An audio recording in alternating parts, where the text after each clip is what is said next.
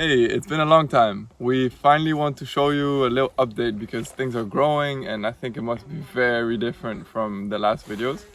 So here we are in our 3-year-old system. As you may see, it is growing quite high. It's like 3-4 meters high for the poplars. It's nice, it's like vibrant, it's beautiful, it's satisfying for us. It makes a windbreak, which is really good for the annual crops that we're growing in between. Here there was strawberries. But we discovered a challenge because we put a lot of fruit trees in here to see a bit what works. We put figs and pomegranates and we noticed that like a lot of them were freezing because of the late freezes. So that brings us to the challenge that we learned from this land, is that not every land is like really adapted to fruit trees, especially for the reason of the late freezes. So you might have water, you might have deep soil, you might have really good conditions, but you might have a late freeze almost every year that can be challenging for perennial crops that need to flower early in the year, like in March and in April, and that can really bring the challenging. And even, for example, figs that you think, yeah, but they flower so late or whatever, they might still start growing and opening their buds in March or something, and then it might freeze on the buds and they have to restart, like in this case, all the way from the bottom every year again. So that's yeah, that was a learning curve for us, but it's still providing us with a windbreak. And maybe we have some varieties of fruits that still work, like apples, they're flowering in April, and maybe grapes. So we could maybe transition it into that or not, we'll see. But the positive is that annual production is very, like, it's going great here because the season is quite long. The winters are not so cold, so we can do still like crops in the winters. And of course with annuals we can plant them after the last freezes, so we can kind of avoid that issue. So here we have the fig, that is one of them that starts too early and freezes. Here we have the pomegranate. As you may see, this wood is from last year, and then it started, it froze, the wood died, it started again from the bottom, and it repeats that cycle every year. We have apple trees. This is from seed. It's looking quite good, nice and big. This one starts very resistant to the cold, so the leaves don't care of the freeze, and the flowers are in April. So apples are one of them where we see still some potential.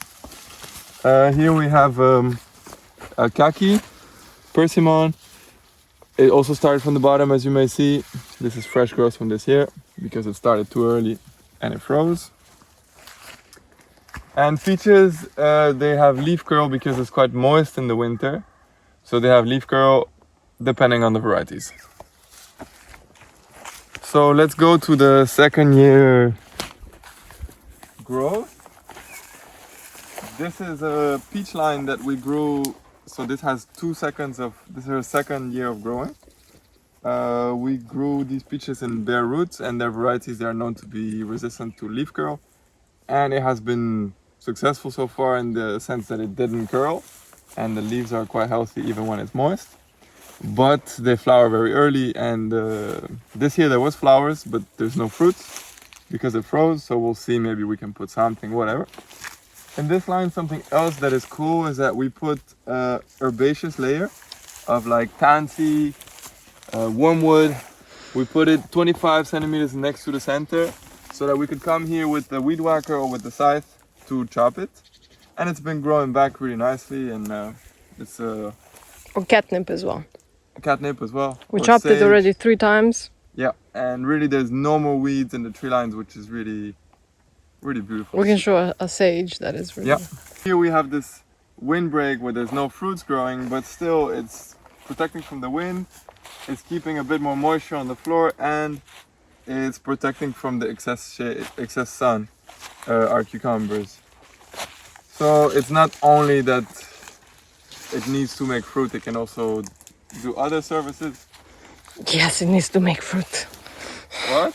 Yes, it does. It needs to make fruit. Yeah, well, we'll see. If yeah, it's because possible. we're even thinking to maybe change of region because of this. Yeah. Because maybe... Yeah. So here we have a massive sage. It's almost like 1.50 meters by 1.50 meters, and it's really like growing a lot of biomass, and like It loves the sun and it protects the floor. It like weeds it completely out. it likes to be chopped. It grows back really good. We're keeping this to propagate it, but Yeah. so the advantages of this land is because we have like a very long season. It's very warm, but actually not so warm as you might think. Like it's much warmer in other regions of France. In the south, because of the sea, it's more. It's better, let's say. Like for example, July hasn't been ever more than 35 degrees this year, and so we can have a very long season to grow annuals, which work very good because we have water. We have a very deep soil that is not very rich, but we brought a lot of wood chip compost, and so in the interlines we put in a lot of wood chip. The first year things grew like a bit like that, and the second year, with the help of the tarps, things are like massive. This is like a sea of winter melons. We can show one here. They're everywhere around where the plant is planted. The first year things didn't grow so well. There was a lot of couch grass and bindweed, and it just doesn't keep the humidity so well when it's exposed to the sun, when the compost is very dry. But with the tarp and just with one drip line, it's working fantastic. Like there's gonna be like many melons coming out of here, and we could use the space because now there's a lot of light. You see the peaches are not yet so big, but I think in time there's gonna be, too much shade. Already I see it that in the beginning the parts close to the tree line, they don't have morning sun, so they stay smaller. And here we have another interline. It's watermelons, except for a few non-hybrid melons that come from, it's a very rare variety. It's also winter melon. Look how huge this is. It's a winter melon that has a crazy taste, and the tarp is really helping a lot, I think, because it's keeping the humidity down and inviting a lot of. Now we can show some non-tarped ones after. Yeah. Also the size Speaks for itself. Yeah. For example, this is quite nice size. The non-tarp ones are a bit smaller.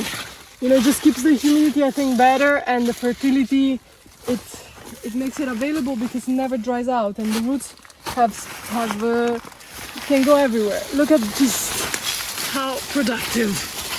And all these are, almost all of them, except some interline are from the greenhouse, or are like F1, because they're very like melons, especially. They tend to be like a lot of sizes and a bit different shapes, and so the F1 keeps that. If you want to sell, it's a bit more commercial.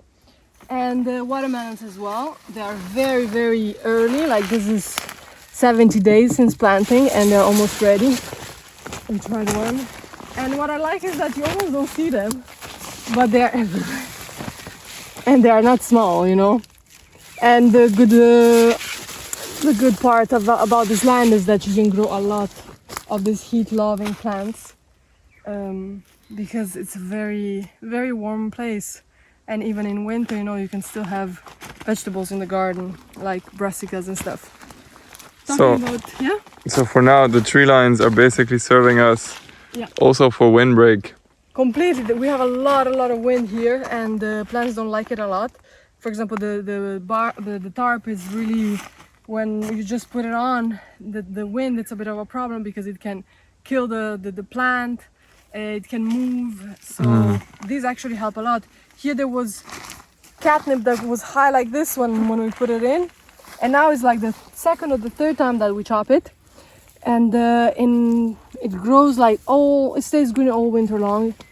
Here, for example, we have negundo from seed. This is the second year.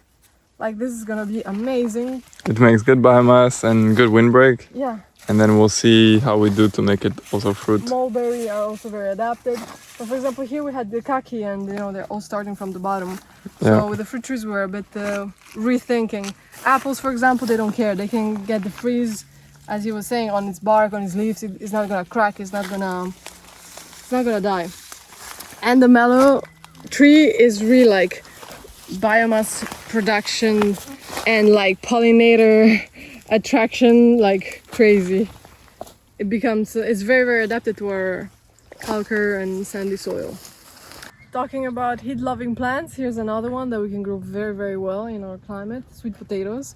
And here as well, I'm using a tarp. My idea is like to use a tarp the first year, and then the second year have a clean garden where you can start planting other things, where you don't have to constantly weed and fight with the couch grass. Even though the bindweed dies after 2 years of tarping, so the second year you still have to weed it if you want to get rid of it, or do a second year of tarp. But my idea is like to not have so many tarps and use them in rotation to basically have a clean garden afterwards. These are slips that I made for my own plants that I bought from the organic stores. These are like a purple variety and is doing great. Here I planted the orange one a bit later.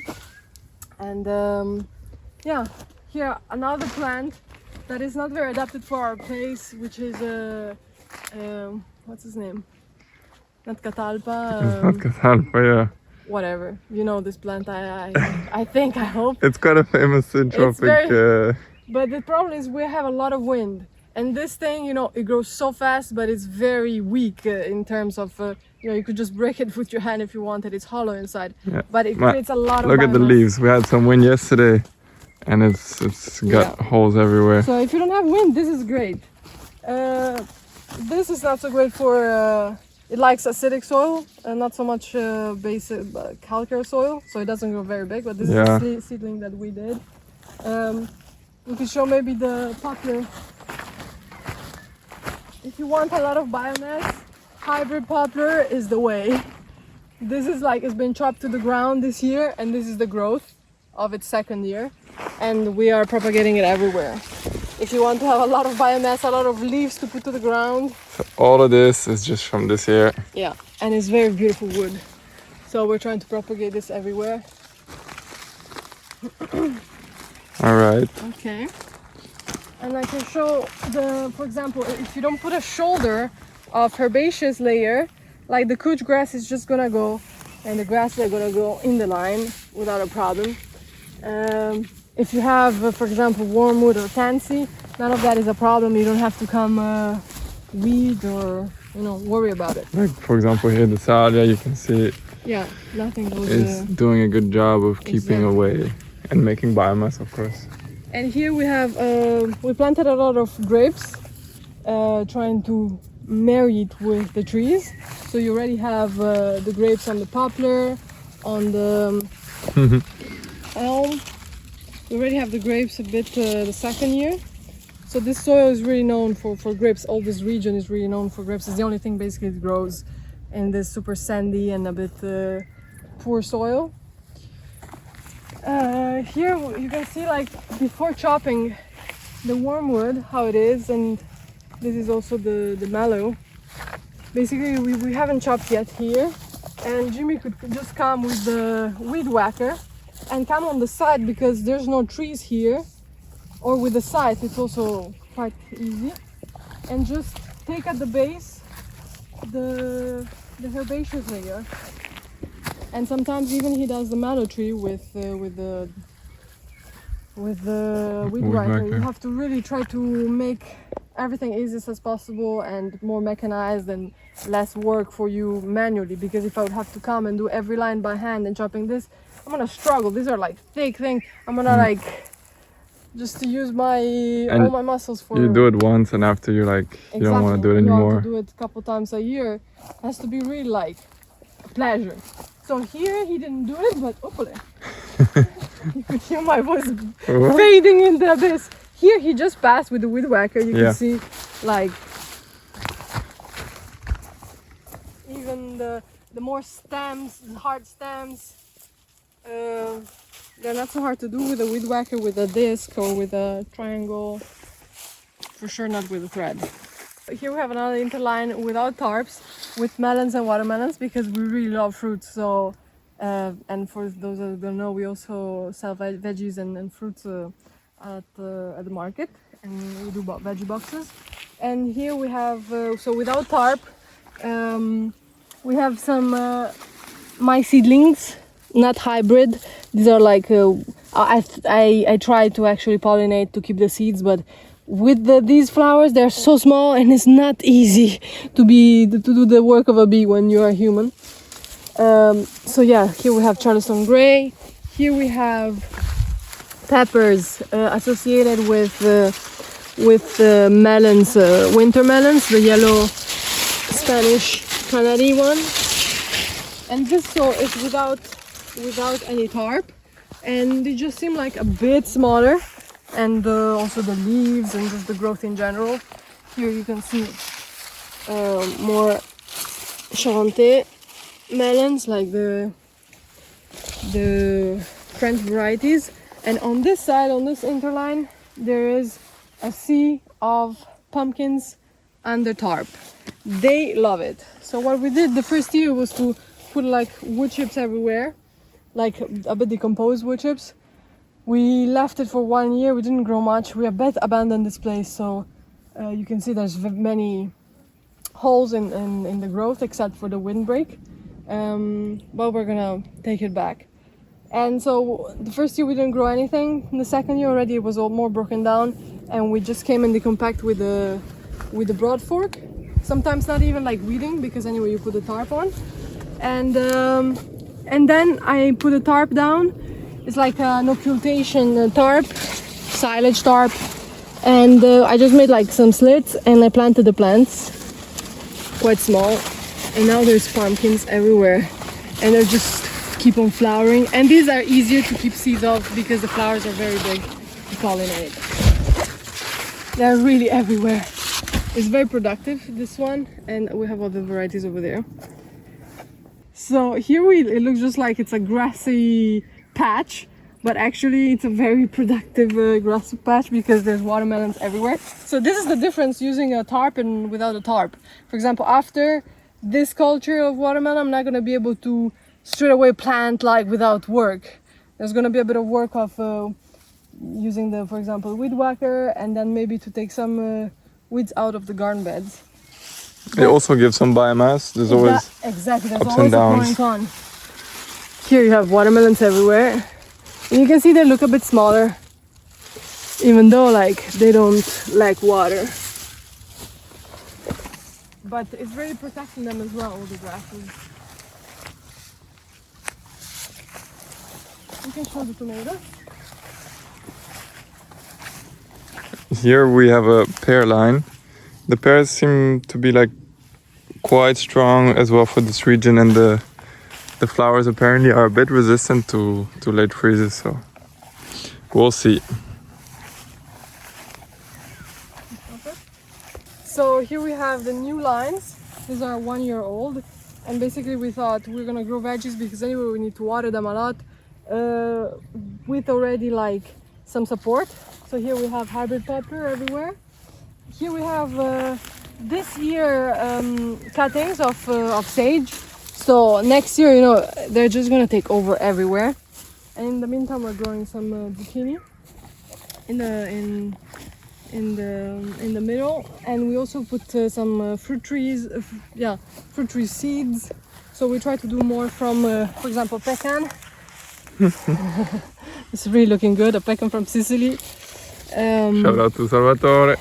Because it's really easy to water them, because anyway you need to water the veggies, but you also lose them a bit, and so that's the risk afterwards, to just like lose them. But we lost a lot of support seeds because of the late freeze, like a lot of Negundo, they just died. Here we have some peaches from seed, and so here it was like a really veggie bed with like other type of melons. You can really see that we love fruits. Peppers, another type of melon. These are all my seedlings, so these are not hybrid. I was thinking to keep seeds, but it's not as easy as I thought. Here we have an asparagus patch from seed. This is the second year. It's very adapted to the sandy soil. This is gonna be all brassicas for the winter, but you know, working with couch grass, it's a journey. You have to find ways. For example, here I think we're just gonna chop the grass everywhere and use a tarp only for where I'm planting. And here are the tomatoes that are also without a tarp. And I just put some mulch, some hay on the path. But at this point, I don't care that the kush grass is growing because the tomatoes are much higher. They are like kind of like a cocktail tomato. And these are also like tree lines or grape lines, more than tree lines. Here we had that experiment of we were growing wormwood in the middle that we chopped. You can see here all this organic matter, it's wormwood. I think it doesn't like to be so much in the shade now. Exactly, it doesn't like it. Because this one is died, I think. Yeah, like it was really growing massive and we chopped it 2 or 3 times, but it's not having any light basically because of the tomatoes. So there's some plants that are not adapted for the shade and to be chopped like that. So but a beautiful production of tomatoes. yes, tomatoes everywhere. And you can see at this point really the grasses don't disturb so much because they cannot go up. And I could come and weed it with a little sickle or something, but I don't see the purpose, like, because it's really so high up. It's taking the lights higher up. And I'm also watering during the heat of the day, like with an aspersion, with a it's like type of a sprinkler but in a tube, like this. It works with the very low pressure. It's called sumisansui. It's like a Japanese invention, and it works fantastic. You can see like they're super healthy because they like humidity in the air and on the leaves and on the flowers. They don't like too dry, and we're in a very dry place, so I do also that. And yeah, I think for the garden that's it. Like, we are really working with the grasses. For example, you could say there's nothing growing, but these are onions from seed from this year. So the important thing is, like, when you plant, there must be no weed, no competition for light. But once they're grown and they're finishing their cycle, they don't really care. Like, either way, they're not gonna grow bigger than this because they're multi-sown. So here's a grape line. Here's another grape line. Like some parts they're already growing on the poplar. You can really put them on it and it starts growing on them. So we're thinking with time to transform this, into a productive fruit line and a perennial. But we have to see a bit how to manage the grasses. So yeah, here we have carrots. We are planting over there fennel. We are constantly growing more things.